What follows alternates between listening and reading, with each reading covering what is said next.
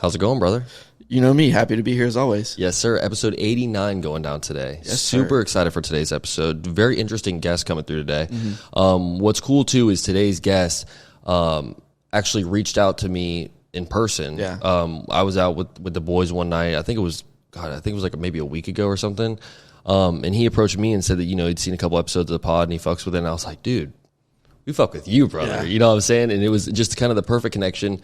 It's always good kind of talking to a guest beforehand too, and kind of like getting to meet them like before Especially they actually when come it's to the organically. 100%. When you just meet somebody and then they turn into being and you know a how it guest. goes. We like having guests on the show that want to be on the show as well. Like, it's obviously there's going to be certain people who haven't heard of the show that we really want to talk to, and certain celebs and athletes and things like that where, maybe they had never heard of the show, but we find them super interesting. So we're like, we want you to come through and, talk to you and whatnot.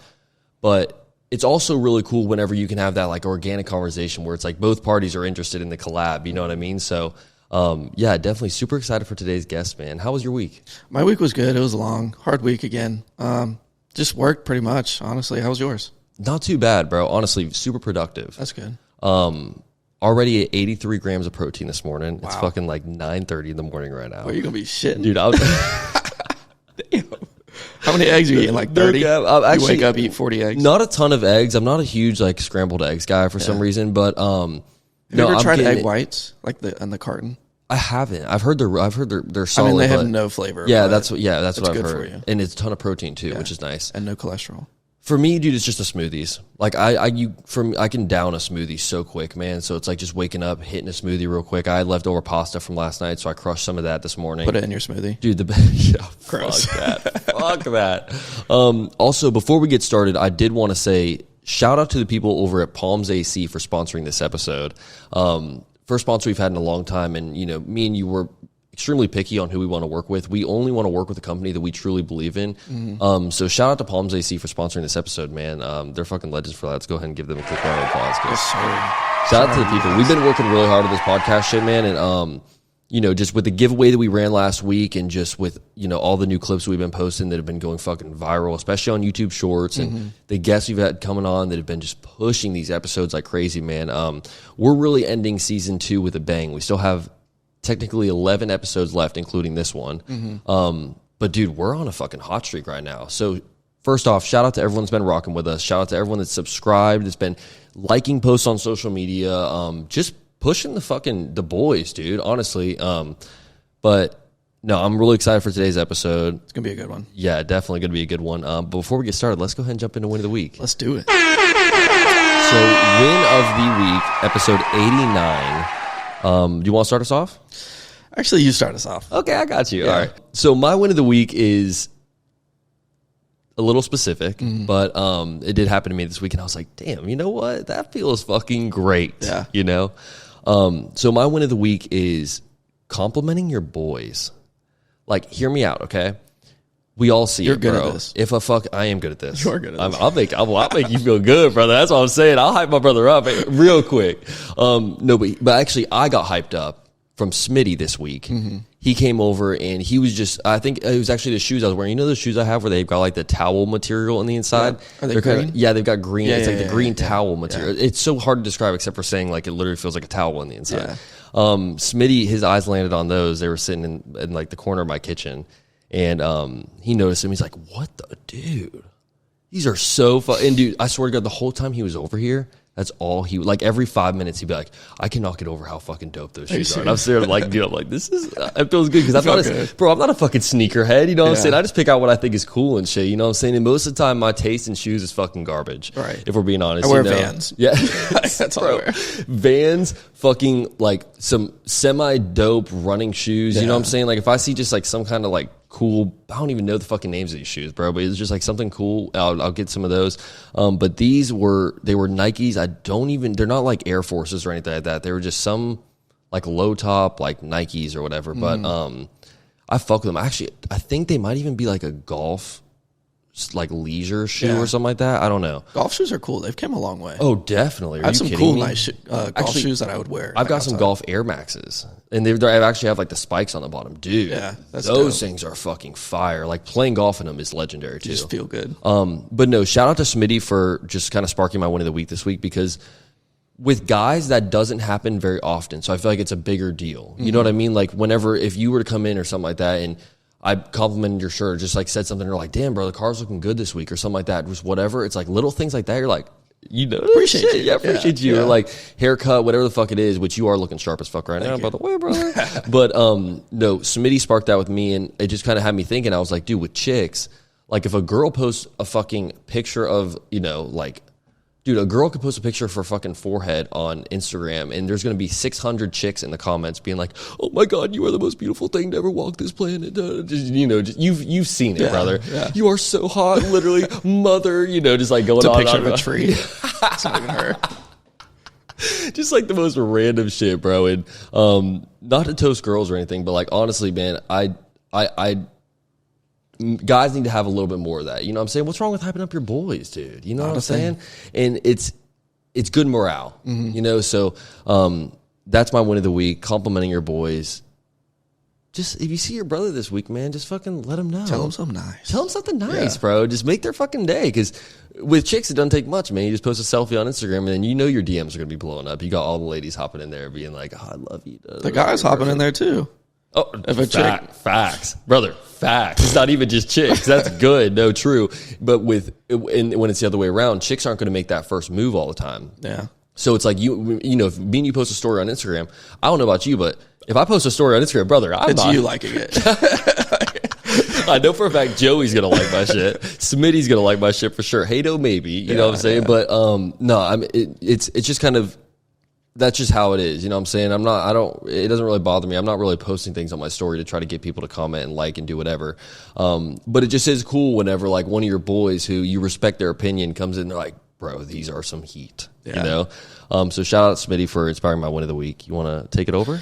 Yeah, I do. I guess mine sounds a little selfish because mine is the lonely 45-minute drive to work because I get to listen to music. Damn. That's not a depressing thing. No, it's like, in the morning or after work, like either in the morning I'm tired, so it's just like a peaceful drive to work. And then after work, like it's after work, I'm tense. Work sucks, so it's a peaceful drive home. Like I try to look at the long drive home from work as a positive thing. I was going to say that's an interesting win of the week because I know for me, it's like when I'm off work, bro, that drive sucks ass because I'm just trying to get home. You know, I just turn on the music and I just go. If you can make that a win, or I call my boo, brother, that's a win because I'm like, dude, I'll tell you what, my drives home from work are lonely as fuck, and I will turn on some music sometimes, but my head is so like, you know, my job is like so mental sometimes, and so it's like whenever I'm on the way home, bro, I just want to chill. Like I might turn on a podcast, but dude, there's been times where I'm driving home from work and it's like silence. 20 minutes in, bro, I realize like I haven't even turned on the radio or anything, bro. That's like depressing. Yeah, but it also feels good to kind of have that like unwind time. So I know what you're saying. And there is kind of like a nostalgia, especially if it's like a Friday or even like a Thursday, bro, like where it's like the end of the week and you're kind of just driving home and you kind of do get like a random burst of energy because you're like, all right, you just feel good. Yeah, about to go home, hit the gym. For me, it's like I go home, same routine usually most weekdays where it's like you get off work, go home, do something with my dog for a little bit, you know what I mean? And then hit the gym for like an hour and then come home and pretty much work on the pod until I go to bed, bro. And it's just like, I'd prefer to, those are the things that I enjoy doing and the things that like, you know, where you feel like you're actually bettering yourself and doing different things as opposed to just sitting at work and fucking grinding away at somebody else's dream, man. And, you know, shout out to our jobs. Obviously everyone's got to have a job to survive and whatnot, but God, dude, sometimes it's just like, I feel you. I 100% feel you. You need that unwind downtime for like 45 minutes or whatever. Solid win of the week. Appreciate you. You want to get up into today's episode? Let's do it. I'm excited. I'm excited. Episode 89 going down right now.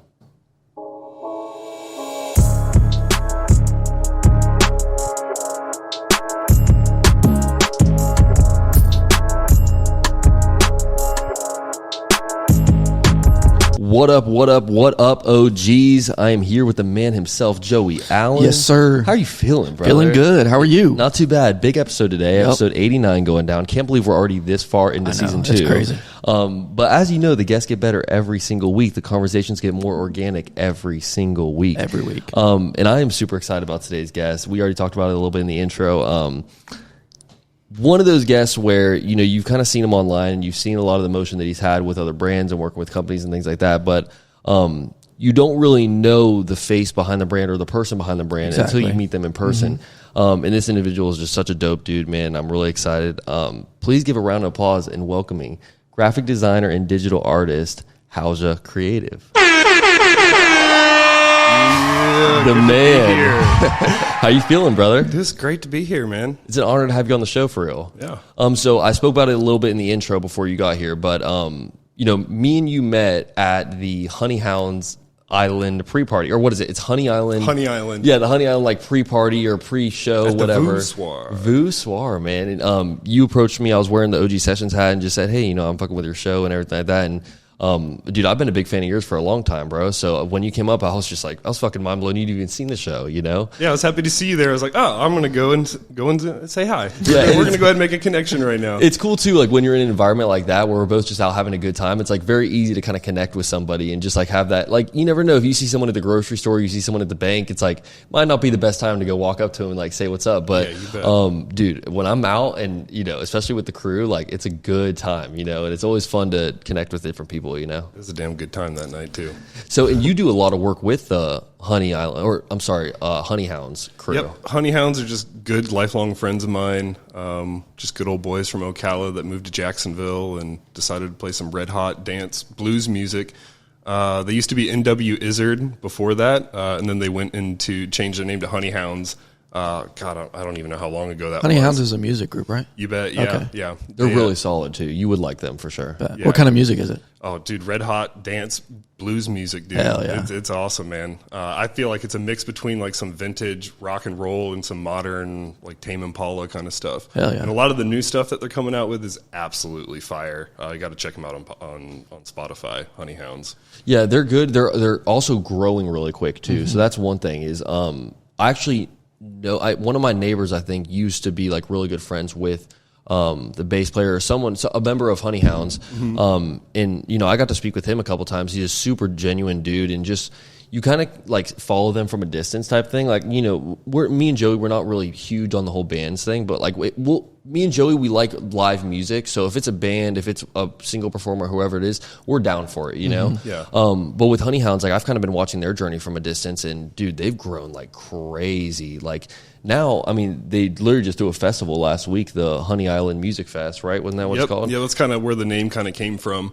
The Honey Hounds, Honey Island. Yeah. But years ago when they used to live right around there, the guys would camp out. They figured that there was camping spots that you could go and hang out on Dutton Island. So they went and camped out on the island. We're like, how cool would it be to throw a music festival here? Yeah. And then, like fast forward years later, my buddy Tyler and TK just jumped through all the hurdles to make it happen with the city and everything. And it's actually the only music festival in Florida that's allowed on a preserve.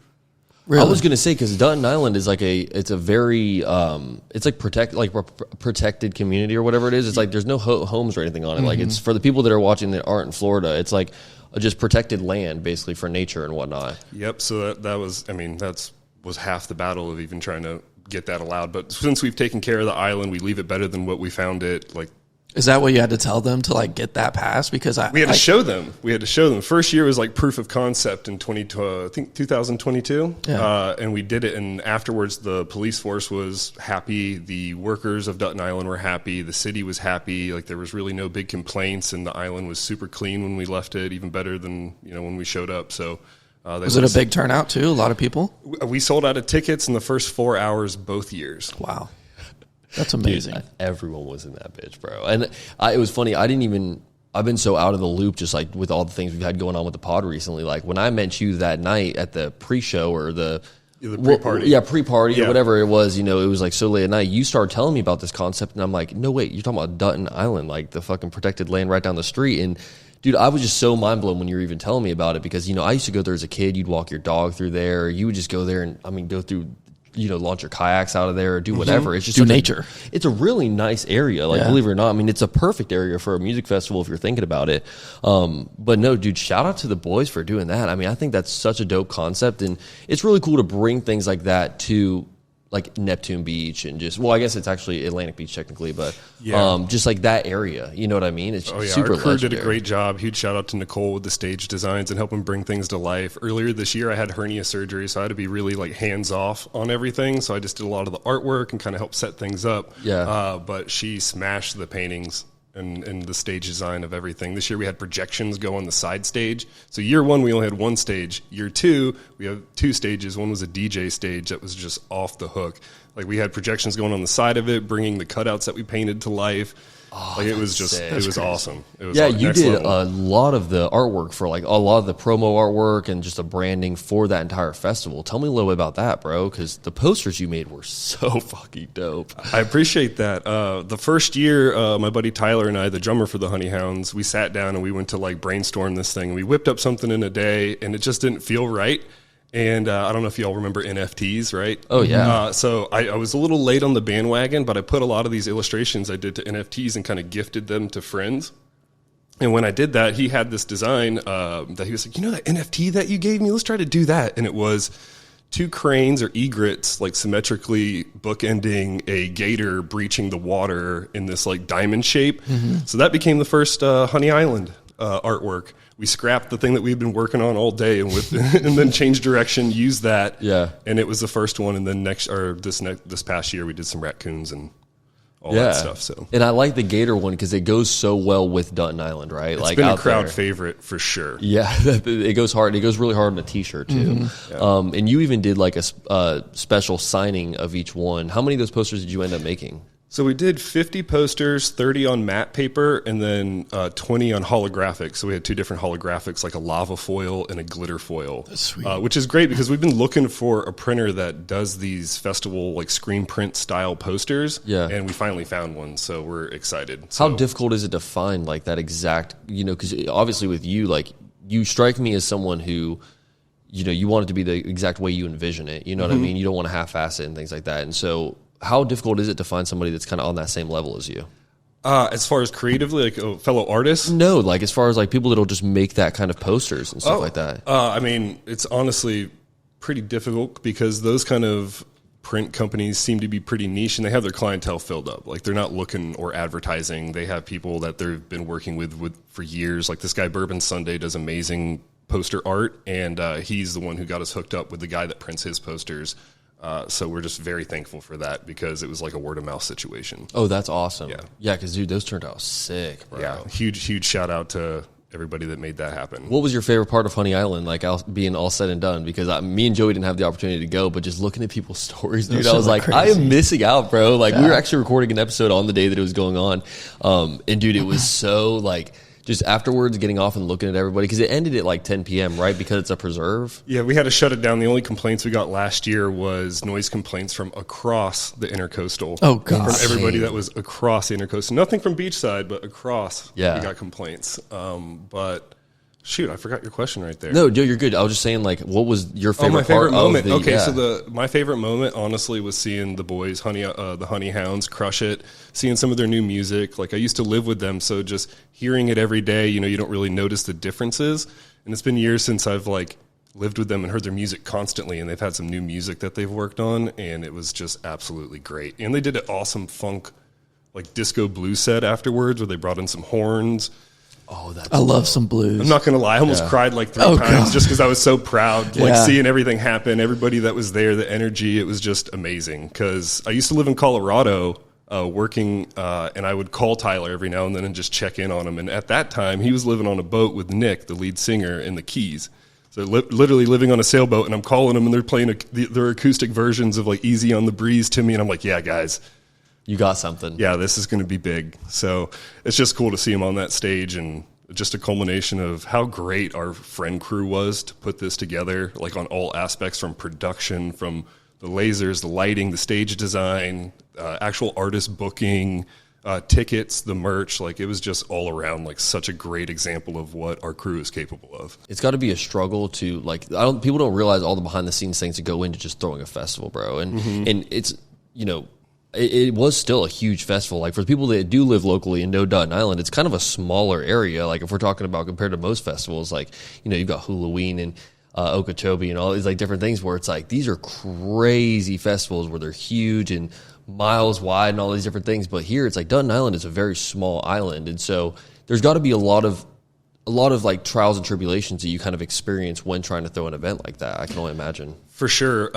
And Tyler and TK, they are really masterminds, because they've been going to festivals for years like Hula and seeing these big ones. TK's even been like working these even larger festivals like Electric Forest and things like that. So word. he's kind of seen the behind the scenes operations of how to, when you look at something that small with that footprint, you're able to apply those, those big boy logics to what we're doing. So it was really cool to have him a part of it, because he was telling me things like the visions of the side stage and the back road, and I'm like, I don't see it, man. Yeah. Like, and I'm like used to being able to visualize this, but when I saw it at the island, it was just, I was like, okay, I see everything that you were working on for a year trying to make this happen. This is great. So sick, bro. I want to just quickly touch on like your background and things like that, because for the people that follow you on social media, if you don't, make sure you do. How's your creates, right? Dude, your social media is popping, bro. Especially just sidebar for any young artists.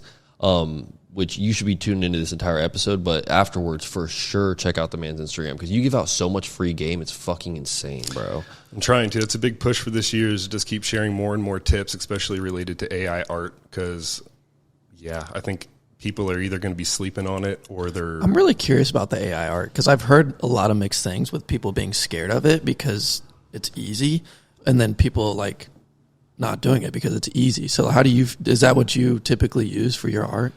So I've developed, after I tell you this technique, I'll get into the background. I'll tie No, it you're all good. in. You're good. My bad. No, you're good. So, but I'm really excited because this is something that is very topical, something I'm pushing this year really hard is I'm trying to just develop techniques, and one of them is called ghost sketching. So like writers use ghost writers and things like that, I'm using AI as a tool to be my ghost sketcher. Mm-hmm. So I'm using it in the conceptual phase where I'm using it to develop images, but I found when I first was using it, that it would produce such beautiful, like highly rendered images that I would be turned off from even going forward with the idea. It was like it was already complete.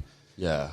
But with the prompts, and I think this is going to be a new job going forward, like FYI, like prompt generation, I think is going to be a thing. And the way that people talk to AI, I was like, I can make this look like a sketch of like Leonardo da Vinci or like one of my favorite artists from history, and kind of dumb it down to where it looks more like a wireframe and it looks like I sketched it.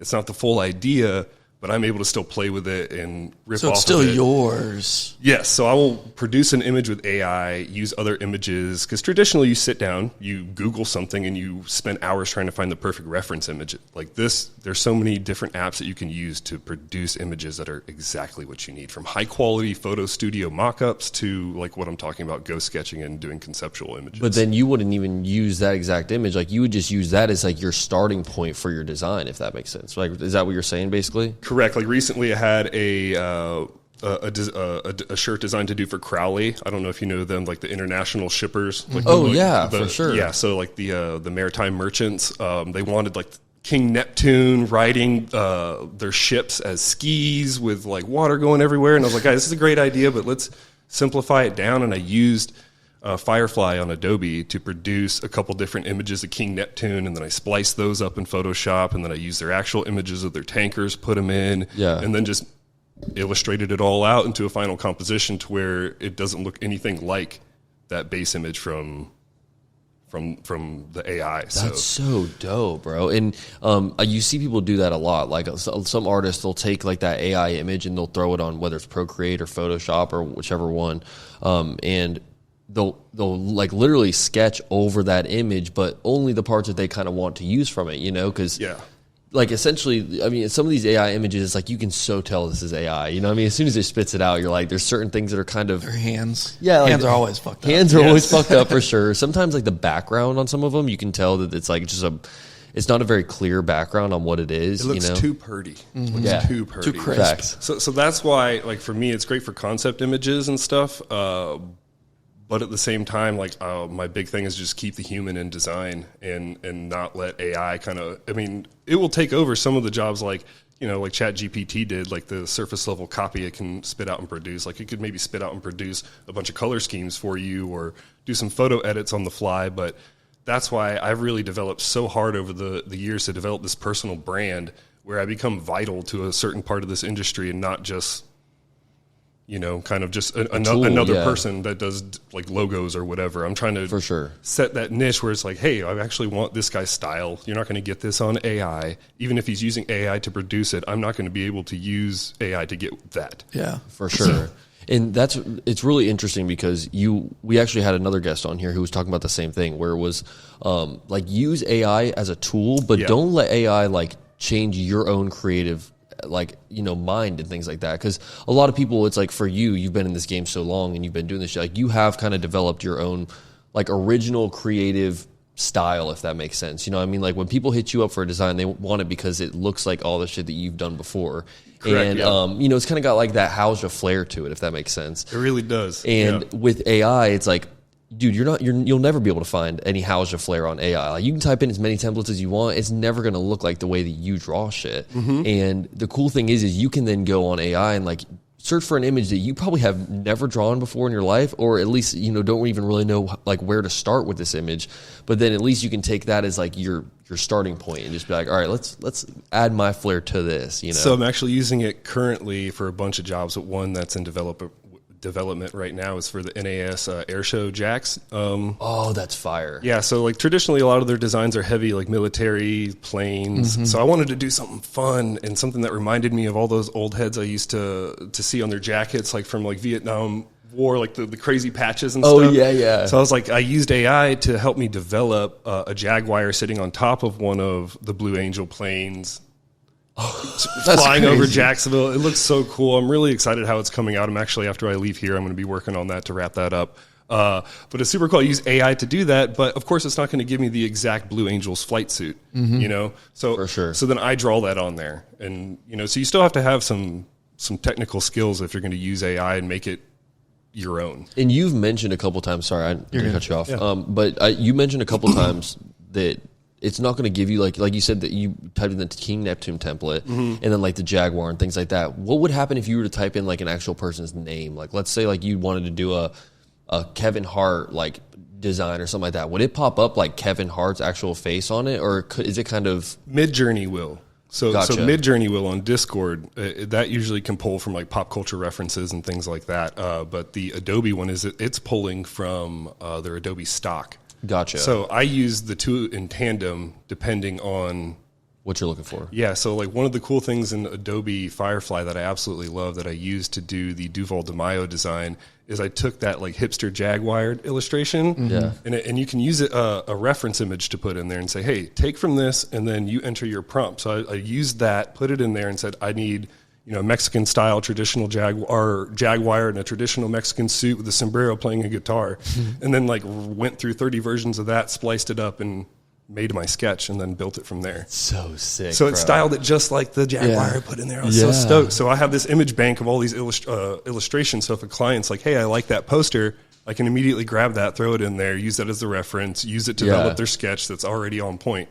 And with a poster, it's got so many details. So it's like if you were to use, like for that, let's just say I'm one of your clients and like you make that poster, but I'm like, hey, I'd really like to have a sticker, which is this one little part, or like a sticker with this. Like you've got all these available images where you can kind of like crop it down and even make it a little bit like tweak it and make it different. I really like that, bro. I think it's dope. And then another thing you did was you threw your own face over a bunch of different like AI templates or whatever it was. And that shit, dude. I love that sticker. How the fuck it made... No, well, that sticker for sure, like his logo is sick, but I'm talking about he actually like on his own did I think he just posted on the stories, a face swap. Yeah, it was it's like actually all these... my most viewed video on YouTube is how to do a face swap on Midjourney. Really? It has like almost 8,000 views or something like God. that. Yeah, so people are hungry for it. Yeah. But I put my face on like the Mona Lisa, all this stuff. And then I was like, this is way too cool. I have to share it with my community. And at the time I had about I think close to 3,000 followers on Instagram. So I had a pretty good... And I had a broadcast channel and all that. So I was like, hey, everybody, if you want a part of this, send me a picture. So everybody on the broadcast channel like sent me a picture. And I was able to use their faces. I went live on YouTube and I did a live face swap with everybody. Dude, that's dope. Yeah. It's cool as fuck because like... And then sent them the images afterwards. They're so accurate. Yeah. Like in some of them, like it would be like it'd be his face, but on an older person. So it'd be like a real old dude in like in the snow or some shit. And it was like, it looked just like him, bro. Like it's like, how do you know what he's going to age and look like? You know what I'm saying? But it's like, it's still got the same mustache, obviously, but it's white. No, dude. It honestly, it was mind blowing. blowing when I first seen it, and I was like, that is crazy that AI is at that point. I mean, it's been growing obviously like crazy for years, but just to see you able to do that, it's like it almost makes you think like, what can I fucking believe and not believe nowadays, bro? Like it's so accurate. And that's my big prediction for the future, especially if you saw anything that Apple is doing. Well, it's more popular now with the headsets are out and everything, but the Apple Vision, they have a worldwide developers conference every year to kind of showcase all their new stuff. So I tuned in live to check it out, and I honestly, I found myself in tears because I was like, this is the next tier of what's happening. What is it? Like, what's something that's coming? Well, okay, so spatial design, one of the cool things is these goggles are mapping your face 3D. So they're creating what they call a digital persona of you. And this is something I was already trying to develop, and I could see the writing on the wall before I saw this, but it was like digital personas of yourself that, let's just say you're a busy person, you have people contacting you, you're supposed to be a part of a FaceTime thing, or you can hit digital assistant and you have a 3D mapped like personal version of yourself that is tuning into FaceTimes or answering calls that aren't you, but it's recorded all of your things while you're wearing this headset, so it knows you. That's weird. Yes. Mind-blowing, bro. But they're very forward with it. They're saying it's going to happen. Like they have it in their video where it's like somebody is on a FaceTime call and it's like their digital AI that looks just like them kind of talking and responding. And this person may be cooking or something. Does it sound AI or like? No, it sounds just like you. That's weird. Yeah, well, I'm sure you've seen the deep fakes and stuff. It's like that same kind of concept where it's like you'll have a video where I think they even did it during the Super Bowl where it was like Patrick Mahomes at the podium, but it wasn't even him. Like, dude, like the shit that he was saying was like so off the wall. He would never say that, but it was his voice, it was his face, everything was moving like he was on the podium. Do you think AI is going to change the world? I think that the only thing to change the world would be for there to be a very big threat. So I don't know if you remember when that Pentagon photo leaked, somebody AI like made it look like the Pentagon was on fire, and like the Dow plummeted because they thought it was real. I think people are a little privy to it now. Yeah. But it's going to take something like that where somebody's going to fuck up. Yeah, it's going to be a big threat, or it's going to cause some national emergency, and then they're going to be like, hey, we need to put some type of regulation or stopgate on this. So I think it's going to take something that's going to back us into a wall that is going to make anything change. Do you think AI has changed like the way for graphic designers and artists? Like in a positive or negative way? The split's coming. I think that there's a lot of people, like myself included, who are a little older that have been, grew up getting a degree in graphic design, the Adobe products. And like, if you were going to design something, it was on Photoshop or it was on some other rinky dinky app that didn't really have its stuff together. Now I think a lot of designers and especially like photographers are in trouble. Like if AI can produce, like I used it to produce a photo style mock-up of a black lady using a pump with a digital screen because I had, they wanted a culturally appropriate photo and everything. Yeah. And I put the design inside of the gas pump screen. I didn't have to search for days for a reference image. It looks freaking real, but you look at the hands, she's got like 4 fingers and stuff like that. But for conceptual reasons to just blow by that, like you don't have to hire.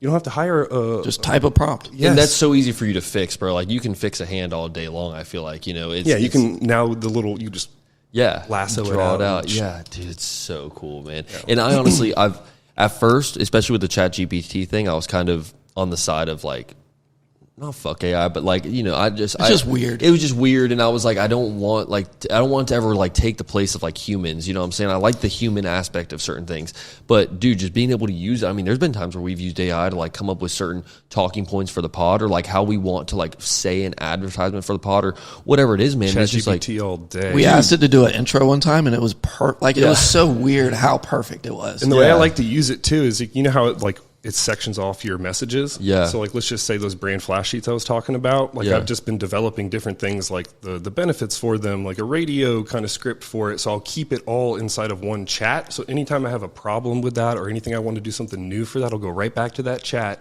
It has this memory bank of everything we've talked about. Yeah. So I don't have to explain anything. I'm just like, hey, radio commercial for the brand flash sheets. Boom. And it's already got everything you guys have been talking about. Like it's almost as if you're just picking up that conversation with that fictional person that isn't even there. So for entrepreneurs that are trying to write business plans and stuff, let's just say you hop on there for the first time and you start writing a business plan, and then you're like, well, I need something more for that business, that I need to go right back to that chat thread, keep using that chat thread, and you're just building a stronger and stronger AI. It's like, for me, it's like you're building out little assistants. Yeah, no, literally. So God, that's so cool. And to speak on the brand flash sheet thing, dude, I want to shout you out real quick because the homie fucking made us our own personal brand. Put that bitch on the sheet. screen. I know it's gonna be on the screen right crazy. now. I'm gonna tell you, bro. Yeah.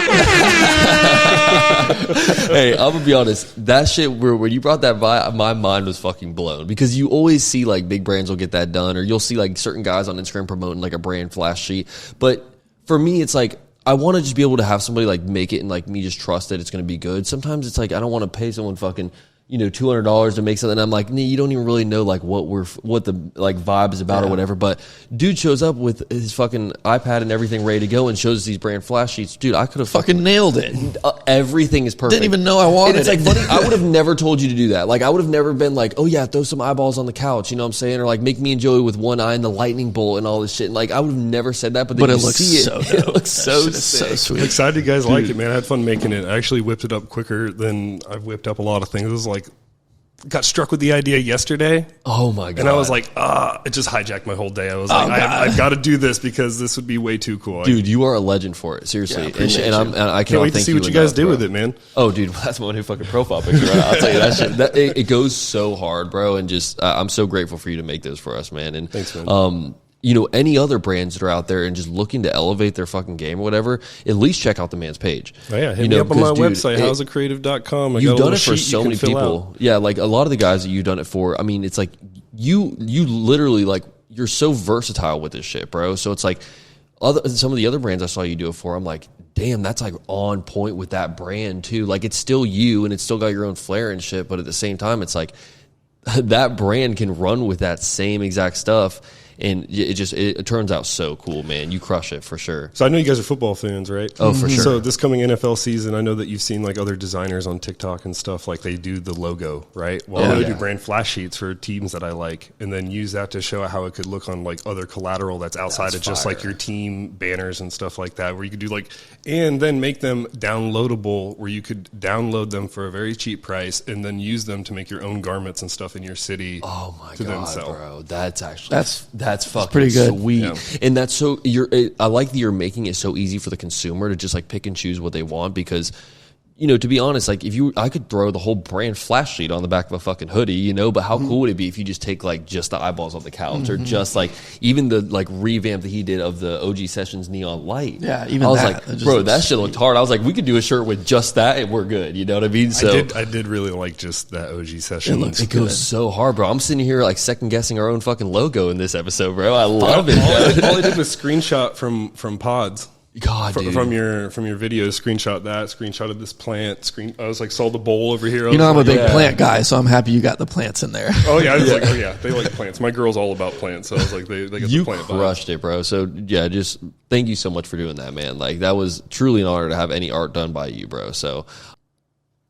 What up, OGs? We interrupt this episode to tell you about today's sponsor, Palms Air Conditioning. If you're like us and you live in Florida, then you know it is getting hot outside. So hot. But you can stay cool this summer thanks to the good folks over at Palms Air Conditioning. They're locally owned and offer everything you need to keep your AC running smooth. In an industry where you can't always trust what you're being sold, let the guys over at Palms AC take care of you. They offer honest estimates and provide the highest quality service for all your AC needs. Whether it's a repair, installation, or routine maintenance, go with the best and hit up Palms Air Conditioning. We trust them to keep us cool and comfortable all year round, and you should too.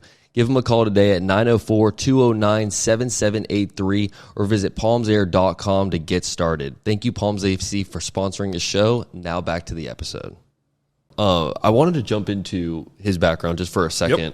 Yep. The people that follow you on Instagram obviously know you've been doing these things where you show your dad's artwork, like over, I think you're doing like 30 days. You're throwing like 30 pieces of your dad. How big of an influence was your father on, like, just where you're at right now, bro? I'd say like big time. It's not a sensitive subject, but I think we as like children grow up wanting to be nothing like our parents. Like as far as just wanting to be our own person, no matter what it is, no good or bad to it. But I just wanted to be anything else but an artist. Yeah. Okay. But I grew up with him painting oil paints and the smell of turpentine in the house. And my mom always like, oh my God, can't you do this outside? It smells, so it's always been such a big part of my life. But I never saw myself becoming an artist until I got to college, because I was a big jock growing up through like high school and elementary. I was just all into sports, always drew weird stuff, got in trouble like when I was younger in class for drawing like the White House on fire and like little battle scene in front of it. But never really took it seriously until I got to college. My first summer back from college, I went to clean windows, okay, because I was just wanting to make some side cash. And the guy who was with me, my manager, a boss, and he had just graduated from business school from UF. And I'm like, that's what I was going to do. And I was like, and you're washing windows. And I was like, it doesn't really matter. I'm going to do whatever I want to do. Yeah. And I was like, I'm going to apply for that graphic design program. And I applied for it. In my very first semester, I was wrestling with my friend in the parking lot for like the drawing 1 class or whatever. Slammed him in the parking lot. You know where Melrose is? Yeah. Okay, old Melrose. Yeah. Dislocated my elbow at the back of my right arm and tore all my ligaments. So I had to. Wait, why were you fighting? Just having fun. Yeah, okay. All He was right. actually Come on, we did this shit 3 days ago, brother. Come on. We didn't tear ligaments. We were both wasted, and he was going to school to be a dentist. Shout out Micah. And he got me in a headlock because he said he was going to brush my teeth, and he got me in a headlock and started brushing my teeth. So then I spun it around on him, and I just lifted him up as high as I could. We were both in the air, fell down, dislocated. So I had to do my drawing 1 class with my left hand the entire time. So I was just like, oh, this is great. Cool, I'm going to get an A because the teacher feels sorry for me. But I did. I gave it my best shot, and I got some cool stuff out of it. But So now you're ambidextrous. yeah, exactly. That's so Are you fun. confident with your left hand? Pretty confident. Yeah. I mean, I could do it. I probably couldn't even write my name. No, I've tried it before. It's so hard. Like there's no way I could use my left hand. It would take 100% more brain power to make sure, but yeah. Me and Joey, actually, we were at the beach. Maybe it was last summer or something. We were trying to play catch with the football with only our left hand. When we switched hands, Dude, fuck that. You never you feel so fruity sitting there fucking throwing it with your left. There's no forward. Catch. Yeah. No. So, dude, shout out to you for doing that, because that's I could. I mean, He kind of had no choice. bro. If my, broke his arm. I feel like my whole story is honestly just being a master of setbacks, man, to be quite honest. Really? Yeah. What was your biggest setback besides obviously fucking losing Your artist arm? Yeah. I would say just injuries throughout time. Fractured my L4, being wrong place, wrong time, and that's a vertebrae in your back. Coming home from my first Christmas break, our second Christmas break from college, and just wrong place, wrong time, bad situation, jumping and all that. I ended up getting jumped on the ground. People were beating me up. Oh, damn. And yeah. What the fuck? Yeah. We all went there to see a fight. Stupid, right? And then you got beat up? Yeah. What the fuck? Yeah, we were all just chilling, and then all of a sudden something happened. We went to somebody's house to see it happen. I was like, that's a bad idea. Yeah, and it's then not working some out. people got messed up, but yeah, that was rough just because it put me in like a turtle shell. But I didn't take it seriously because I didn't feel it, so I'd still go to Kona and skate the snake and shit. Oh my god. Yeah, it just was relentless. I grew up like Jackass era. Yeah. You know, so I just full send, party as hard as I can, but also work as hard as I can. Like I always crushed it in school, always kept my stuff together, but always on the edge. Always on the edge. But then I really took art seriously. I'd really say when I got in that graphic design program, it gave me a purpose. It gave me, hey, this is actually what I want to do. And skateboarding was a big part of influencing me to do that. And then once I was at UNF, and I was floundering like for classes. I was stuck in between like the credits I needed for certain classes, and like taking like a ceramics class in summer. And I was like, I'm never going anywhere right now. Yeah. Switched to the Art Institute, wrapped up my degree there, and got job placement at a place called Rocks Volleyball. And that was my first professional experience doing volleyball jerseys, you name it, apparel for that. So that's kind of like how I got into the apparel industry. Got you, yeah. I used to clean screens for Great Atlantic Outfitters. I've cleaned screens before. Yeah. It stinks. Yeah, it you get to sucks. spray the shit on it. Yeah, man. Emulsion remover or some shit like that. Oh, yeah, I did it for a whole summer, man, in college. Nice. Yeah. There's a lot of ink everywhere too. It gets real It's messy. just Oh, chemicals I've I've actually everywhere. done that. Fun fact about me: I've done screen printing for like a couple weeks. Oh, no way. Dude, You know, I've that's done a sick. little. Yeah, it looks so satisfying. That's one thing, is like just the whole process of it, where especially when you got multiple colors, like you do that first layer of colors, you got no idea what the fuck you're doing, and then you Yeah. do like the next couple layers, and you're like, okay, it's really It's coming so fun. together. Yeah, I went savage with it in college. I built my own light table with my pops. Really? And, No way. Yeah, and I started burning screens in my garage and just doing like one color prints and having fun. And then I really just that's For him, what was it like? You know, kind of watching you go from like you kind of start following in his own footsteps at this point. Like whenever you're doing the graphic design thing, like obviously graphic design and then being a painter are a little different, but it's kind of Artist. like it's like the new age like version of being an artist. You know what I mean? Like, so when was your pops like just as interested in this too? Like, was he happy to kind of watch you go down this path? Yeah, he always wants me to teach him something. Really? But he's incredibly proud. I love my parents. They're a huge part of why I'm able to do what I do, because they have just supported me when I wanted to do art and design. Yeah. They believed in me, and they just knew whatever I put my mind to, I'll make it happen. So At what point did you decide? Because this is all you do now is Houser, right? You bet, dude, So, full-time. dude, first off, like, fucking round of applause for you, because that's where me and Joey want to be. I think it's every entrepreneur's or artist's dream is to kind of just be doing their own thing and being able to like sustain themselves off of it. At what point did you realize, okay, I need to take this leap and just bet on myself? So I moved to Colorado after living here in Jacksonville because I was living at the beach, and I'm like, if I don't get out of here, I'm not going anywhere. I want to Amen, live here brother. so bad. I love the beach, and it was right when everything was still so affordable, and like it was still beach houses getting redone and stuff. Oh, yeah. So, but I was like, I have to leave. I've always wanted to go to Colorado. It's where my dad grew up, so I just had this calling to go out there. At the time, I was with a gal. We got married out in Colorado, all that stuff. Didn't work out. But I had the best time in Colorado as far as professional experience, because I got a job at the Sports Authority. So I don't know if you remember that company. Yeah, for sure.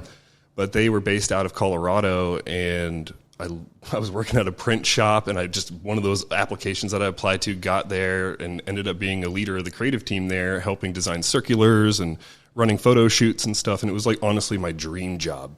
Okay, so I was like, I could work here forever. I was working with the best people. Like, I just was full on hook, line, and sinker. I want to do this for the rest of my life. But then we started getting like these weird team meetings where it's like, oh yeah, we're projecting sales to go this way. And I'm like, I was the only one who stood up in our entire marketing department meeting. I was like, so what if they don't? Yeah. You know, because I'm seeing the writing on the wall where you guys didn't jump on the whole web e-commerce train. So they were losing traction there and trying to make up everything. So what they were going out the door, and we had already been rescued by other companies. And it made me realize, so people who think that working for big corporations is the ticket out, it's not. Struggling and building your thing is. I got that experience firsthand. I learned what private equity companies were and how they own, like all these corporations are just little portfolio pieces. So that really instilled in me I need to make something for myself, because months later, Sports Authority went Chapter 11 bankrupt, and it was like the world ending. You walk around the corporate office, everybody's bringing their dogs into the office, like everybody's just either crying or just like, whatever. Giving up. Yeah, it was just wild. So from then, that's actually right when I started Houser. So 2016, that summer when Sports Authority went under, I was like, I have to create something. I have to create a personal brand. I'm going to take my last name, Newhouser, shorten it down into Houser. So then I did some freelance stuff, but it really was hard. And I hit one of those easy apply on LinkedIn, and I got a job back in Florida with Southeastern Grocers, doing the same thing, managing a circular design team. And I was like, this is God sending me back home. Like, awesome.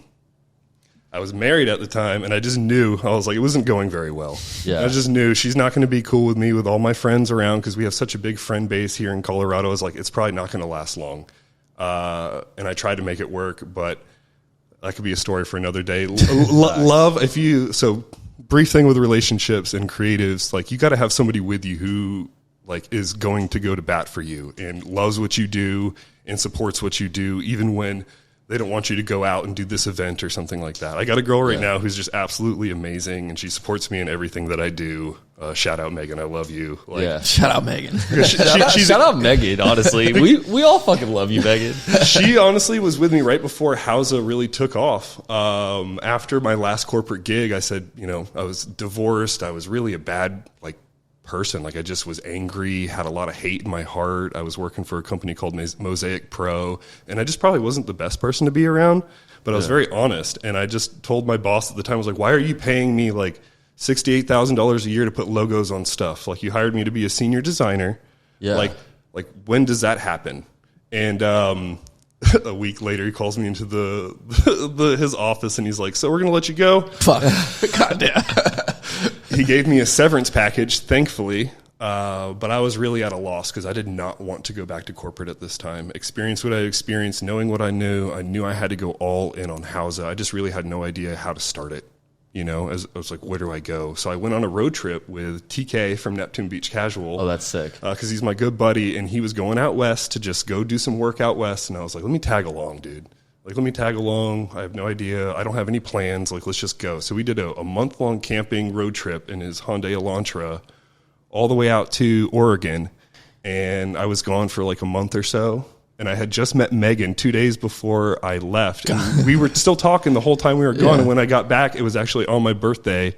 And we celebrated my birthday together and everything. Megan's a fucking real one. She's dude. Great. She's so great. And sticking around for the month-long road trip. What a great love story. Hey, you got some trust right there, dude. Shout out Megan, because, dude, you're gone for a month, brother. Especially on a road trip with your best friend. Like, brother. Chill. Dude, we were just backpack That's camping so and stuff. Sick, it was dude. great. That is so cool. But when I came back, I just came back with the hellfire under my ass, man. I was like, I'm going to do something. I'm going to give myself one damn year to make this happen. And just so happened, my buddy Nico, who does our team, hit me up to do some, what was the Freebird? Remember the word. Freebird? Oh my So God, Freebird was closing. They were doing some of their last shows there, and he asked me to do some show posters for his band. God, I can't. Side Reel? Yeah, Side Reel, the Honey Hounds, and Be Easy. And I did these 3 band posters, and Charles from 904 Happy Hour saw them, and he was like, oh, who's this guy? Like, who's this guy? And then I got linked up with Charles to do some posters, and it was just history after that. So that was 2018. So since then, I've been doing events around town. Dude, that is so When did sick. the mustache come about? 2020, when Tiger King came out. I know that specifically because I tried to play a prank on my girlfriend, because I've only shaved this once before at a biker rodeo in Brooksville, because I was like, I'm going to have a handlebar mustache. That'd be great. So I told her I was going to do it again, and she was, of course, like, no. She shows up, had the mustache, and we turn on Netflix, and the thumbnail comes up for Tiger King. And I'm just like, oh my God, this is going to be culturally awesome or horrible for this mustache. So I was like, so after watching, I'm like, all right, people are going to think I'm super gay, or they're going to think I'm Gardner Minshew, because at the time he had the mustache. Gardner Minshew's a good one. Yeah, it's a Luckily, good we one. were in Duval, so it was mainly Gardner Minshew. But now she that's- hasn't let me grow the beard back out since. She loves the mustache, and it's just become a part of my own personal branding and identity. That Another reason to love Megan. She loves that mustache. That's a good mustache, brother. I'll tell you, like, if you can have a mustache, if you can pull it off like that, brother, That shit's solid. You got to keep There it. you go. Yes, sir. Yes, sir. Because, you've also got your logo, too. Yep. And so, dude, shout out to you. I was speaking about it a little bit before we start recording. Like, I love anyone that can just kind of, like, put their face behind their own personal brand, or just behind, like, whatever the fuck they're doing in general. Like, me and Joey try to do that as much with just the album art or like the podcast cover and things like that, just where people can see us, you know what I mean? And like, they know that we're all in on this shit and we're going to stand on what we're creating, you know? And that goes to kind of like our chat that we were having before the pod, just how people relate to people's faces more than they do logos or personal brands. So let's just say Richard Branson has so many more followers than Virgin Mobile, you know what I mean? And he has so much more influence. So that's a big thing for this year that I recently watched. I'll give everybody this Secret Sauce podcast with Chris Doe from the future. He had this guy, Daniel Priestley, and he has a book called Oversubscribed and Scorecard Marketing that have these principles that I'm really trying to follow to just better myself, provide more value to the clients I'm already working with, and actually become a key person of influence inside of this industry so that I can actually help more people, do more things, work with bigger clients, and kind of build this product ecosystem outside of just design. Yeah. Because one thing that I learned from him is it's like, I was in an Italian restaurant that had really good pasta, but I wasn't selling wine. And like the wine was right across the street. I was going across the street and buying wine all the time, you know, all these manufacturers, shirt manufacturers, the pen manufacturers, everything. I just needed to connect the dots to offer a place to go for my clients instead of just handing them the artwork and saying, good luck. Figure it out. Yeah. And then them hitting me up for a print recommendation of something like that. So fast forward to today, I've linked up with an inflatable company where I'm doing custom inflatables that I'm hoping to replicate some of these characters that I've illustrated into inflatables for these events, because I used to do the plywood wood cutouts that we did for the first time in Tacos and Tequila Fest. Yeah. But since the hernia and stuff, like, dude, that's how I got the hernias, you know? So it's like, I'm trying to step away from doing all the heavy lifting and stuff and trying to be a one-man band and kind of work with the people that have been helping me make it happen over the years. Yeah, dude, you're crushing it. A lot of the people that you have been working with, like, it's cool seeing you kind of create like the whole, you know, you're so like real well rounded with it. It's like, you know, the shirts and the different posters, and you did like there was one thing, it might have been the Cinco or Duval de Mayo or whatever. Yeah, Duval de Mayo, where you can flip through it and each design is like a different design. And I was like, dude, like just the post itself, it was like all kind of like its own different little touches, and it's like they still got the Jaguar, but he's like doing different things, and I'm like, dude, you could throw any of these on a t-shirt. And it's cool now that people can go to you and be like, hey, just throw this on a t-shirt for me, you know what I mean, or you know, make me a pin with this, or I want stickers, or whatever it is. It's like you've kind of got your people. And shout out 904 stickers and pins. Yeah, they're great, dude. Them 904, is it pins and stickers or stickers and pins? Either one, dude. They are fucking legendary, bro. Yeah, they make all of our stuff. stickers as well, and just the guy behind that, I don't even know bro's name, but he is a fucking legend, bro. And it's so cool that you're well rounded in the aspect that people can just, a brand itself could just come to you and be like, hey, I want this done, and you can just make it happen for them, as opposed to like what you were saying before, where it's like, yeah, I can make you the design, but then you got to take this to somebody else and have them do it for you. Because I mean, if you're a brand owner, you're looking at that as like, first off, double cost. Yeah. You know, I mean, obviously you're charging more for you to do all the work as opposed to you just make the design. But you're looking at like a person where you don't want to spread it out that much, man. Like, you don't want it to be something where you're getting a design from somebody, then you got to connect with these people to go. And it also takes way more time to do it like that too, obviously, because you're hopping in two different lines, you know? So shout out to you, bro. Yeah, and I would like to tell all creatives out there, anybody doing a business that's in an industry, it might be really tempting to do like everything for everybody, especially like a creative, and you've got like $2 or $0 in your bank account, and somebody asks you to do something, and you're just like, yes, I'll do it. Yeah. But then that could spin you into something that maybe you took it on because you're maybe not a web designer, but you do graphic design, but you kind of know it, and you took it on and it ends up being more of a headache. Really just lock down on the things that you're good and that you love and really focus on those. It's called niching down. But yeah, so that's what I've really done this year hardcore, is I've kind of said no to some jobs, and I've really just trying to gear toward things like, you know, product illustrations, apparel, and events. Yeah, have you ever kind of ran into that problem where, you know, I mean, I think we've all done it at some point. There was actually a point in time where I quit my job for a year and was just trying to run with the podcast, and then realized how difficult that, you know, process can be. And one thing that I kind of ran into was, it was just the money aspect. Like, I was making money from the pod, and I was, you know, doing different things that were producing income, but I couldn't justify spending all of that on my fucking rent. You know, it just hurt for me to like keep spending this money that I'm working so hard for on the podcast on, like, you know, I mean, God forbid, it's like crazy. You really do. You feel freaking crazy investing in yourself, but I think it's equally as crazy to give away everything to make somebody else's dreams happen. As far as like whether it's you're flipping burgers or something, like, it's a means to an end, but always have, I mean, I guess, you know, some people aren't built that way, but like, that's how I'm built. That's how I'm wired. So that's constantly how I'm thinking. And I think that's why we're here talking to each other, is you've constantly got to have your own thing. Don't ever feel like, look at that as just like the in-between plan, like the 9 to 5, and constantly keep building your thing.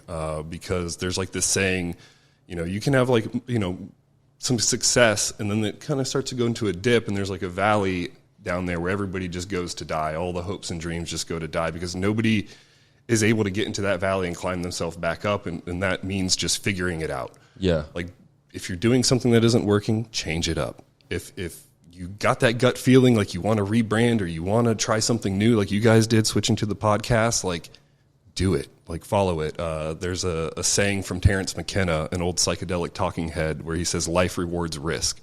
And that's something that I've taken with me like through my entire life, where life rewards risk. You have to take that risk, but it's not just risk. It's the hard work you put behind it. So you can't just go, oh, life, I'm going to do this. Oh, you got to show up every day. Yeah. You got to show up every day. You got to think about it. You got to keep building and keep making it better, because if not, then you're just going to die in that valley. And don't say it's hard, because if it was easy, everybody would do it. There you go. 100%, bro. Yeah. I like that a lot, the risk or life rewards risk, bro, because it's so fucking true. Because that is the one thing is like a lot of people, like when they think and they hear about risk, it's like what they're immediately thinking is like, okay, no, this is me. I'm going to leave everything behind. It's like, but no, there's actually like stepping stones to this shit. Like, bro, you have to learn a lot. You have to fall. Like oh no, 100% you have to fall. And it's like the people that are able to pick themselves back up, like you said, and keep pushing through those hard times that are really the ones that, you know, end up making it out in the end, you know, and the ones that continue to do it. And for you, I mean, I guess, what has it been, 8 years now that you've been doing this shit on your own? And it took me about 2.5 years to really do it on my own. Like I was working 9 to 5s, doing graphic design jobs, and then burning the midnight candle, you know, going back home and just working on design jobs more. Yeah. So it was 2.5 years of that. And then I didn't really have a choice. You know, I got fired, I got let go during this layoff. But I had already built something 2 years and had that mentality behind me. I just needed to give myself the credibility that I can make it happen. For sure, yeah. Because touching back on the last relationship I was on, I'll be completely honest, it was very emotionally abusive in a way that I didn't know. Yeah. You know, so I kind of felt like a shadow of myself coming out of that relationship. And Hausa really kind of made me feel like an artistic superhero. It kind of allowed me to kind of come back into myself and give myself that okay that I could be weird. I could go and try things. I could go and just think that my art could do it.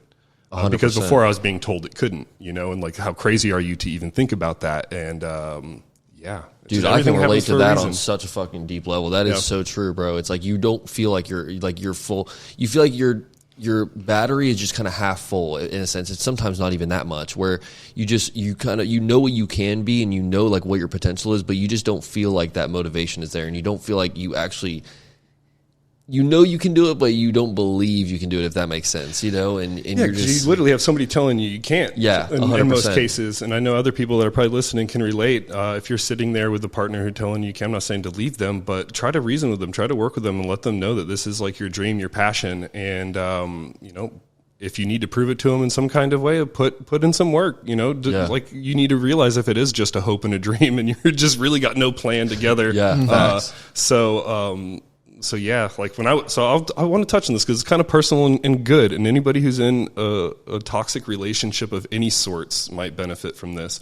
I literally was in Colorado at the time, married, Googling, why is my wife always mad at me? Because I mean, like, I'm not like, I'm not like, she was telling me I was like, bipolar and things like that, but I felt like you're making me bipolar. But anyway, I Googled that. It came up with a list of like 20 tips that you might be being in a emotionally abused or in an emotionally abusive relationship. I read those tips and my jaw was on the floor.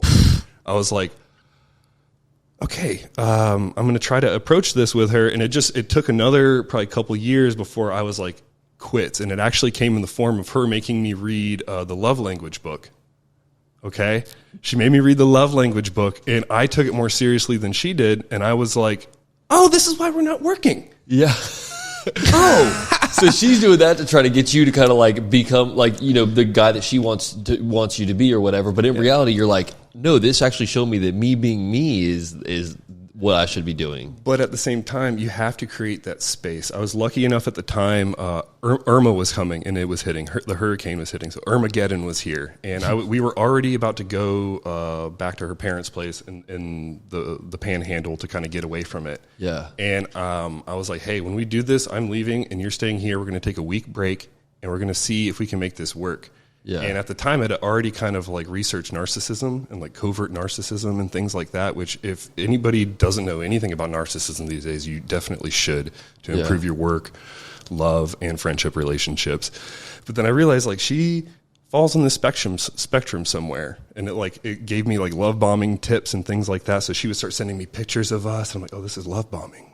Like she's doing exactly everything that this thing is saying. That's what happens when you're educated, you know. I like that. And I created that space for me to really kind of have that time to figure. And that 1 month or that week turned into a month, and I was like, I'm done. I was like, I'm done. I'm over it. Like, we're not going to work. And I need, however painful. And it was painful for me. It wasn't an easy thing. I tried to go to therapy with her and everything. And like, I went back to the same therapist afterwards. And he was like, yeah, I couldn't tell you not to be with her, but I'm so glad you figured that out. So that right there was really hard because I was in a dark place, man. I was in a dark ditch that I really didn't, for the first time, I felt like I was depressed. Yeah. I had never really felt heavy depression and betrayal from somebody like a friend or somebody who loved you that much. And I started to feel and realize that when people hurt you, it just becomes this thing because then you want to hurt other people, you know, and it's sick because I'm not a bad person, but like, in the back of your head, like, well, I just want to, go date all the women I can, and I'm not gonna open up. I'm gonna be this big closed wall with like multiple brick layers. And I'm so glad I met Megan because everything that was happening in her situation was not what I wanted to be a part of. Yeah, because she had a kid, she was going through a divorce, but that's actually where we connected. But the whole kid thing was a big red flag for me. I've always said I don't want to date a girl with a kid, but man, I am so glad I did. Because I actually went to Hula with all my friends for the first time. My first music festival, I went to Hula, did some fun drugs, was in the just dance pit having fun, and I could literally feel the hate just melt out of my heart.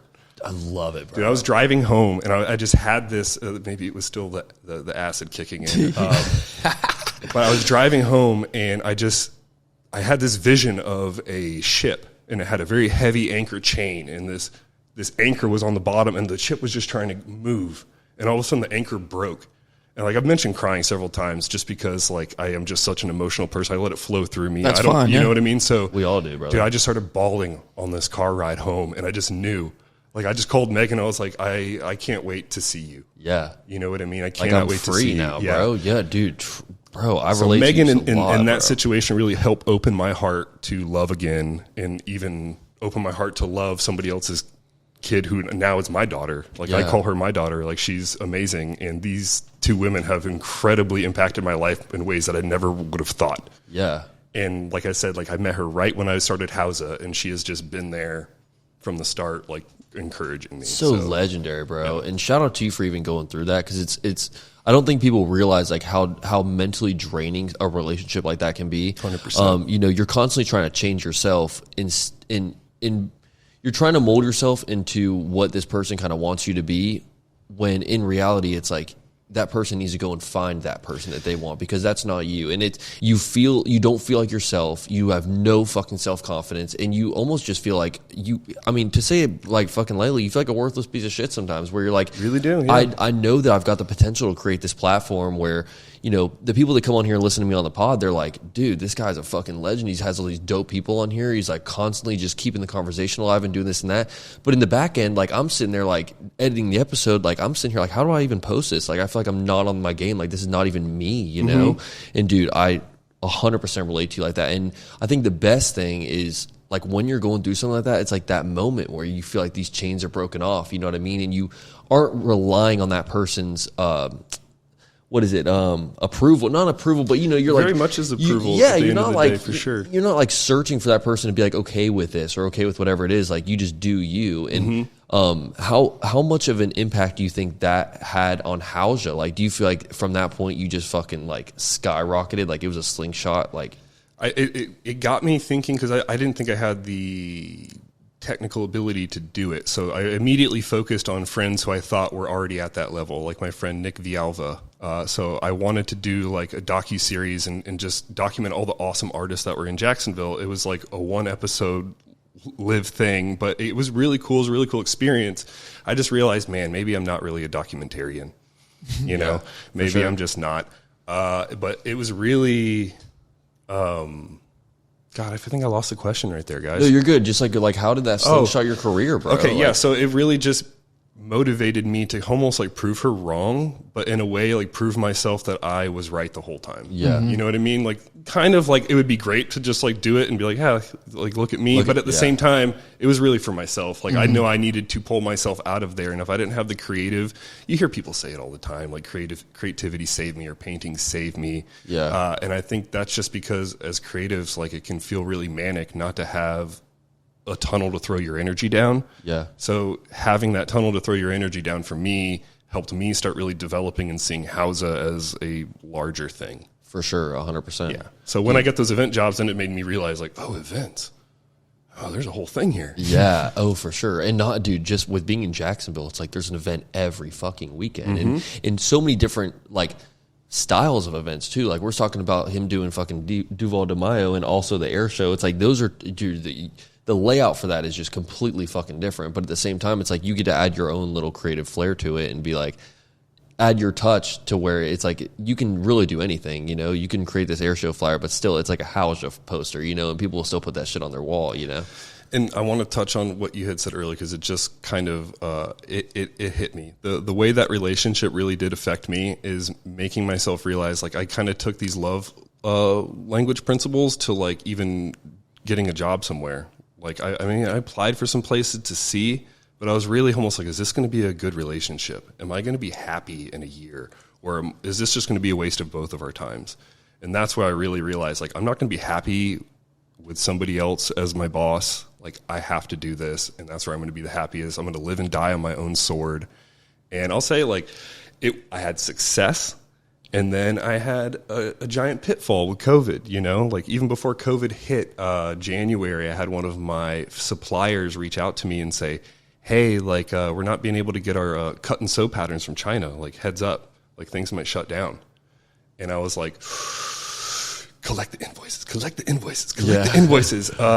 So I was at least a little bit prepared, but I was technically at that time already homeless because we left a house after black mold was discovered in it. And, like, we had 2 dogs. I was living with the honey hounds, and we all were like, we're out of here, vacated. And I just put all my shit in a storage room and operated still vendor events, food and wine festival. That was my first install that I built while I was technically homeless. That's insane. Showering at Bailey's gym. I had a office in the ink factory because, I mean, I had some money coming in, but I needed an office and internet and things like that, and I couldn't be carrying around my computer to friends' houses like every night. Dude. So I just bit the bullet. Like you said, it's hard to spend money on yourself. Well, I was like, this is a big cost for the office, but I need it, and I need to operate.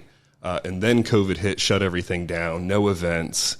I actually had to move back in with my parents back in Ocala.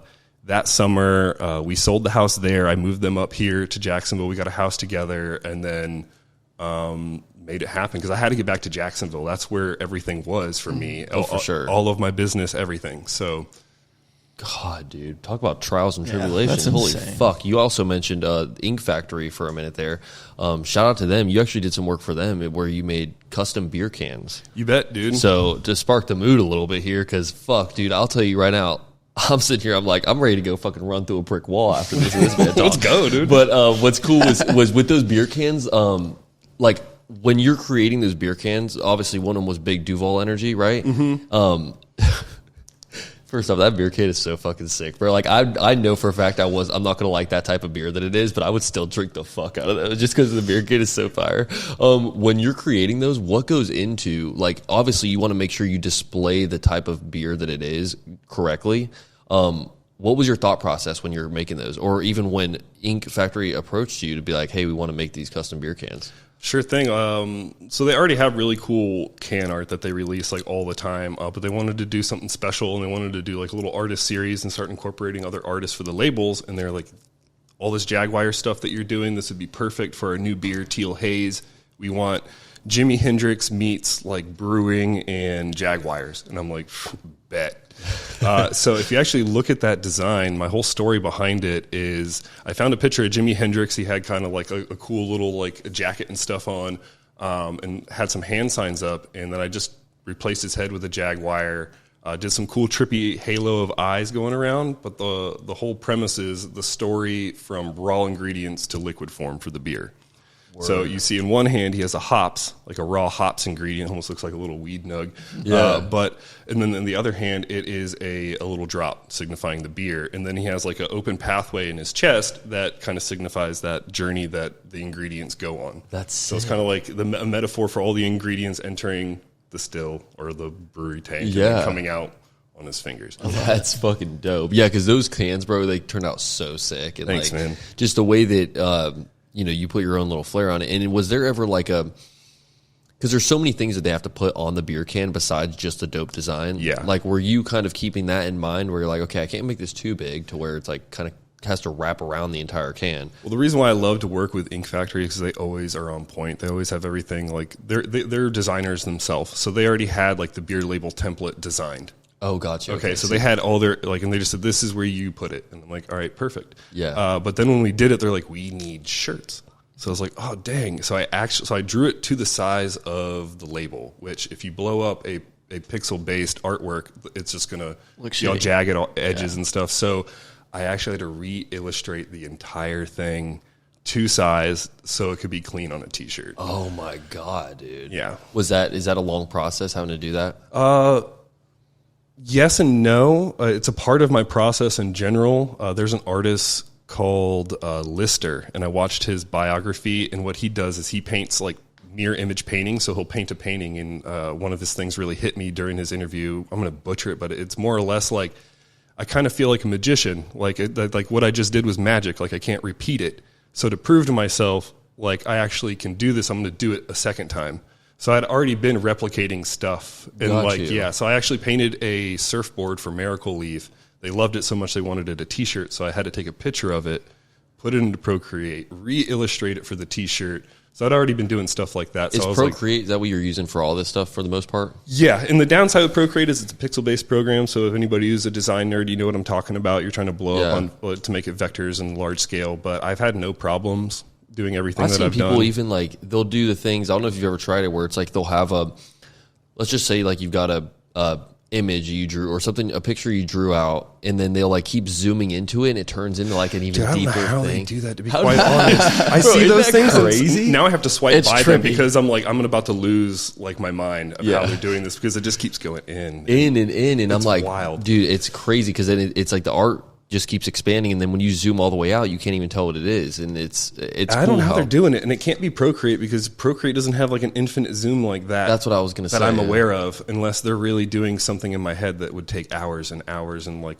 days to do. Yeah. So, yeah. I toyed with Procreate a little bit. Like I had it. One of my friends, shout out Macy, she had an iPad with Procreate on it, and it's fun as hell to toy around with this stuff. And like you can do spray paint, all these different things, but it was like, I mean, dude, unless you're like skilled and know like what the fuck you're doing, it is a nightmare. Like I was trying to like get it to look the way I had it in my head, and I'm like, dude, I don't know, I don't know enough, you know. It took me a couple months on just YouTube college to figure it out, but I was gifted a iPad for Christmas, and it just completely changed the game because I was looking for something that had that pen to tablet interface before I bought like a tablet, because I didn't want to get one of the really big, gaudy, expensive tablets. I wanted to get something like an iPad that I could take everywhere. So when they updated it to Gen 2, the Apple Pencil 2, I was like, this is it. Like, I think this is cool. So, and then after that, it's just, that's how it's shaped my entire creative process. Yeah, dude, it's super dope, man. You are absolutely crushing it. And then another thing that I wanted to talk about before we get into Joey's top 3 was the pins, the glow-in-the-dark pins, bro. So shout out to 904 Pins and Stickers. When I approached him to do these pins, he was like, you want glow-in-the-dark? And I was just like, take my money, dude. And I was kind of skeptical how it would come out, but when they came in and I put a little flashlight on it and just like looked at it in the dark, the thing was just singing. I was this like, this is beautiful. It. This is it. So then I turned it into an Area 904 thing, which before it was just alien heads. And then I just like, this is way bigger than Area 904. Like, this is just so cool. I want to make, the 904 look like Area 51, where all the weird, cool, exclusive things that happen here are all piled into this weird alien head illustration. So I did T-shirts with an illustration surrounding the alien head to kind of round it off. And they all came out good. Yeah, it looked really dope, man. And you brought some by the studio, too. And I'm like, dude, these things are so much cooler in person. Just because you see it in the videos. Like, you did a whole ass video where, I mean, first off, like, your fucking marketing on social media is legendary, bro. Like, Thanks, you gotta dude. love somebody that just, like, stands on their shit. You know what I mean? And, like, goes all out with your marketing. And just your videos are so entertaining, man. And very educational, too. Like, for me, I'm not really designing or creating a lot of shit, bro. But I'm sitting there watching the video all the way through. Like, this is just fucking, he makes it fun to watch the shit. Cool. Trying to be a modern Bob Ross, baby. Yeah, 100%, bro, 100%. And what's cool is with those pins, man, it's just in person, like when you're feeling them, I love that they're that really like high quality enamel pins, and I mean the glow in the dark, them bitches glow for real. You're really on point with this shit, bro. So Thanks, keep man. going. It's fucking legendary. I appreciate that a lot, man. 100%. And time for Joey's top 3? Let's do it. Let's get this shit popping. So Joey's top 3 is a segment that we do every week here. Basically, Joey comes up with a top 3 category, and you give your top 3 in that category, and we do the same. We'll follow you. Dope. Yeah, so it can This be is a anything. new one. You've never heard this one before. I'm excited. Top 3 Let's go. holidays. Holidays. Yeah. Solid. Thank you. Fucking solid. I like hear that. it. So my top 3 Yeah. holidays. I always love Christmas because it's my mom's favorite holiday, Yeah. and like any time that she just like lights up and gets giddy just makes my life. Yeah. Like I love it. Halloween for sure. Gotta go Halloween. Halloween all day, just because it's just fun to dress up, and especially now being kind of like a stepfather. We've been dressing up as like clans of things, so theming things. So I think like last year we were a group of black cats. Oh, you know what cool, I mean? yeah. Or they were witches and I was a black cat. It's just fun. Yeah. So then the second one, I would have to say like anything Mexican, man. A good excuse to make margaritas and eat tacos. So like we got like Cinco de Mayo coming up, which we got Duval de Mayo coming up. We'll be there, So for I will be sure. there consuming tacos and margaritas all day. Hope to see you guys too for Oh, sure. we we'll will be there. Dude, if it's any Mexican holiday, we're there for sure. Yeah, man. What about you guys? I would say my top 3 holidays. That's a really good one, by the way, too. Appreciate you. And the cool thing that I love about this segment is it kind of gives us. It's never about what we're talking about. It's always random as fuck. So it gives the audience a little bit of a deeper perspective of like who you are and what you're into. But my top 3 favorite holidays. I don't even know if it'll be in any specific order, but I fucking love 4th of July. Yeah, that's a Dude, good one. Fireworks are That's a good fun one. as I missed fuck. that But one. if you're in Jacksonville, or if you're in Jax Beach specifically, 4th of July is like a fucking national That's holiday, the bro. holiday. It's a one of Yeah. a kind thing. It's something I hope Jacksonville Beach doesn't lose as we get a lot of new people moving For here, sure. and they just pick up where all the locals and the OGs left off. For all the people that are, because I'm born and raised Jax Beach, Neptune Beach. I lived in Atlantic Beach for a while too, and when it's one of those things where you wake up early, everyone shows up to your crib, you got to start pre-gaming, and the people that don't live in Jacksonville won't really understand what I'm saying here, but there's a street, it's called First Street, it goes like all the way right down the ocean, and you've got everybody that, if they've got a condo, if they've got a house, if they've got anything, you've got people on the fucking balconies throwing water balloons, shooting fucking With a super hose, soakers. yeah. Oh, they're hitting you with the hose, and everyone, if you own a bike, that bike is in use on 4th of July. Oh, yeah. The whole street, you can barely even fucking ride down. You can't even ride a bike, but you better bring your bike. Yeah, bring your bike, but there ain't even nowhere to ride it because everyone's just walking around partying. You've got house parties out the ass out there, man. You've got fucking people that they've got the bouncy houses, and I'm not saying it's like a one-off thing. Like every other house, it has a huge ass party going on, and it's just such a great time to connect with people. And dude, 4th of July for me, I know just being born and raised at the beaches like you, like dude, it's fucking All day. It's one of those things where it's a Red, white, and next blue level. in Jax Beach. Oh, 100%, bro. And then the fireworks, obviously. But, man, I love to eat, brother. So, Thanksgiving's going to be a close second, brother. I'm going to tell you right now, I'm going to take that Thanksgiving from you because that shit, I love me some Thanksgiving. And then number 3, God, I want to, let's see. Number 3, St. Patrick's Day goes pretty hard in Jax Beach, too. Yeah. Shout out Patty's St. Patrick's is Day. huge, and it's coming up. It really is, yeah. So I'm going to tell you right now, like, St. Patrick's Day, that's going to be a close number 3 for me because any excuse to really like party, I guess for another country, like fuck it, dude, let's do it. We party hard as fuck for America, bro. Shout out Ireland, And we've got, I think it's like 3% of our listeners are in Ireland too. So this Appreciate for y'all. you guys. This for y'all right now, okay? I'm putting my leg out there for y'all. So. That's epic. Hopefully, someone's eating some shepherd's pie as we speak. Oh, for sure, dude. And then the green beer. The green beer is dope. I like when day. people do that. I'm not a huge beer drinker, but like, dude, I'll crush a couple green brewskis on fucking St. Patrick's Day. So my number 1 definitely going to be Thanksgiving just because I like food. And I got to give shout out to the cranberry sauce that comes in a can. I don't know. All People day. hate that shit. It makes me mad because it's more for me. I don't care, actually. I'll only eat it on Thanksgiving. I'll tell you that right now. I'll eat it any fucking day of the week. I don't care. That shit is so. I will open the can and get a spoon and just fucking start eating that. You're shit. wild. It's so good. You're wild. Anyways, it's hard to get out of the can though. You ever notice that? When you open it, you can't get the. It's shit like out. Jell-O. It's satisfying when it comes out. Though. Oh, yeah. Yeah. My girl and I love the canned cranberry. And that's like a must-have at Thanksgiving too. Any house that doesn't have that, like, I'm just going to go ahead and find somewhere else to be. Second one, I'm gonna go out and say Memorial Day, just because that's like a cookout day. Like everybody's outside. Come on now, you get a day off of work. That's Brother, true. wild top. It's a long weekend. You get a long weekend. Facts. Everybody's grilling. I like burgers, so Memorial Day. Shout out Martin Luther King Day. Fuck, President's Day. The last one, shit. Can I say my birthday? That's a holiday. No. But I've got an honorable mention while you think about your last one, because my birthday is on a holiday. Fuck you. So shout out to fucking Juneteenth. The fact that I didn't say Juneteenth, brother, I've got so many it's cool as fuck because on Juneteenth there's so many parades going on for my birthday. You know what I mean? It's all for my birthday, clearly. And it's you know, also obviously. new. Yeah, it's so new. Hey, I'm gonna tell y'all boys right now, give it like maybe two, maybe 3 more years, and it's going to be a national holiday where it's like banks are off and like people are off of school and shit. My whole life, dude. I mean, well, it's in the summertime, so I guess like most people aren't in school, obviously, but like banks, dude, I want it to be that long weekend, brother. I can't wait for Juneteenth to just take over this shit. Everything's a holiday these days, too. Oh, for sure. Clip your toenails day. No, go ahead and give your last 3. My last one. I mean, your number 3 on the... I'm probably going to say Christmas, just because family.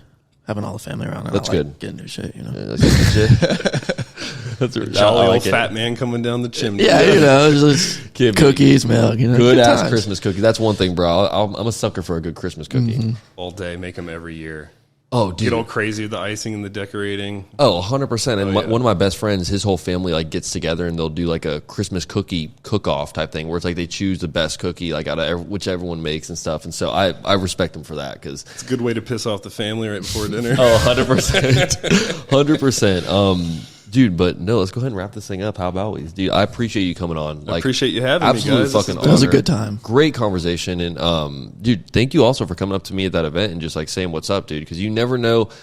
Sidebar for all the people watching this, like, you never know like what just being social and putting yourself out there like will do for you. And not just you and your business or whatever, because obviously like this is a collaborative thing that we're doing right now. But, you know, dude, I consider you a friend now. And it's just one of those things where you never know what somebody else is really going through until you sit down and have a conversation with them and how much you can actually relate to that person. So shout out to you, bro. Your fucking journey is legendary. You could write a story about this shit, honestly. Thanks, man. So keep pushing. I hope that any brands out there that are just looking for somebody that, I mean, like I said, peep the man's fucking artistic flair, bro, and just see how this man can work for you and do different things like that because you're a fucking legend with this shit. And also young creatives, young designers, digital artists, whatever it is, like, you're giving out so much free game, bro. It's like it should be illegal, and you should at least be charging for this shit. Maybe one day I will, but yeah. if there's any creatives out there that really just want to ask me questions or anything, please do not hesitate to ask. Come out and DM me. I would love to help you. I just recently connected a girl who reached out for an internship, and I'm like, I'm a one-man band. How am I going to do this? I was able to connect her with 904 Happy Hour. They were just happened to be reaching out for interns and stuff for the year, so I was able to connect her there. Big people connector. So if you guys, need help, have questions, anything, and I'm here for you it. follow on your page and like you do such good artwork. I think a lot of people kind of see that and immediately strikes them as like, oh, he's like super professional and like super just kind of stand off with and very, very like particular over who he works with or whatever. And I'm sure you are, as we all are, honestly. But in the end of the day, like, dude, you're such a genuine fucking dude, and I would have never known that had you not come up to me or had we not had this conversation right now, man. So I really appreciate you coming on the show, and dude, like I said, it has been a fucking honor. Yeah, man, can't wait to get to know you guys a little more outside the pod, man. Oh, Cinco de Mayo, we're going to get to know each other real well, brother. We're getting fucking. Let's do it. You want to go to Duval de Mayo? Yeah, Duval de Mayo. Come on, you right. keep calling it Cinco de Mayo. Duval de Mayo. Duval de Mayo, dude. It's going to be dope. Before we get out of here, make sure everyone, if you guys are enjoying this episode of the OG Sessions Pod, make sure you guys are hitting that subscribe button. Make sure you're liking this episode. If you guys want to see more episodes like this with dope creatives and, as you guys all know, the episodes get better every single week. Drop a comment. Tell us what you guys liked about this episode. Tell us about what we could do better in these episodes. Hopefully there's not a lot of those, but I'll tell you right now, if you guys want more bonus content, if you want to get these episodes 2 days early, ad-free, the whole 9, subscribe to our Patreon. That's where all the real action happens. It. Joey, tell them about that real action. On it. There's some funny shit happening there. I'll tell you, we've no done, filter. We've done no filter at all. That's where we really get wild on the Patreon. So shout out to everybody that's already a certified OG on there. And shout out to everybody that watched this episode. And lastly, shout out to Palms AC for sponsoring this episode. Appreciate you. So, yeah, we'll see y'all next week, boys. We are out. Peace.